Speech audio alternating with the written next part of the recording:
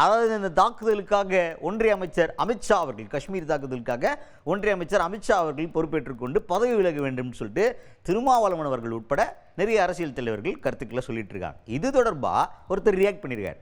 யார் அவர், என்ன ரியாக்ட் பண்ணியிருக்காரு பார்த்துருவோம் வாங்க.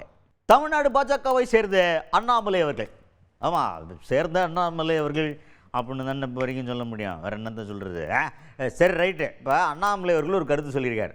அது என்ன சொல்லியிருக்காரு அப்படின்னு பார்த்தீங்கன்னா, அவர்கிட்ட கேட்குறாங்க, திருமாவளவன் உட்பட நிறைய அரசியல் தலைவர்கள், உங்களுக்கு பாஜகவில் இருக்க மூத்த தலைவர் சுப்பிரமணிய சாமி கூட என்ன சொல்லியிருக்காருன்னா, அமித்ஷா அவர்கள் பதவி விலகணும், காஷ்மீர் தாக்குதல் தொடர்பாக அவர் தான் பொறுப்பேற்றுக் கொண்டு பதவி விலகணும் அப்படின்னு சொல்லியிருக்காரு.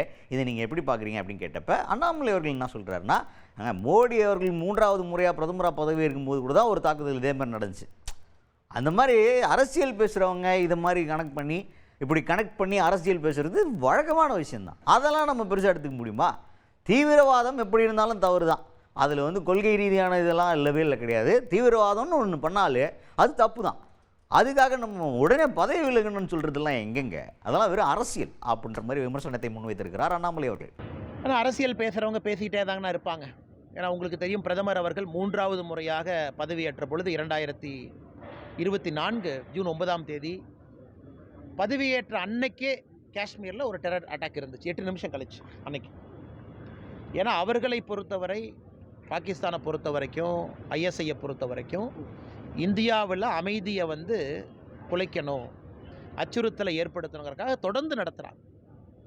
நான் இந்த நேரத்தில் நான் பேச வேண்டிய தலைப்பு இல்லை என்றாலும் கூட இதையும் பேசுகிறேன். இந்தியாவினுடைய பல பகுதியிலிருந்து வந்தவங்கள ஒரு தீவிரவாதி தாக்குறாங்கன்னா அது யார் ஏற்றுக்கொள்வார்கள்? யாரும் ஏற்றுக்க மாட்டாங்க. இல்லைன்னா சித்தாந்தம் இருக்குன்னா ஜீரோ சித்தாந்தம். கொலை செய்வது மட்டுமே சித்தாந்தமாக வைத்து கொண்டு 26 பேர்த்த கொண்டிருக்கிறாங்க. அதனால் இதில் என்ன என்ன சித்தாந்தம் இருக்குன்னா, ஒரு சித்தாந்தம் இல்லை. அப்பாவியை கொல்லணும், அதன் மூலமாக ஒரு ஸ்டேட்மெண்ட் சொல்லணும். இதை மட்டுமே முழு நேர வேலையாக வைத்திருக்கக்கூடிய தீவிரவாதம் வேறறுக்கப்பட வேண்டும். நிச்சயமாக நடக்கும் என்கின்ற நம்பிக்கை.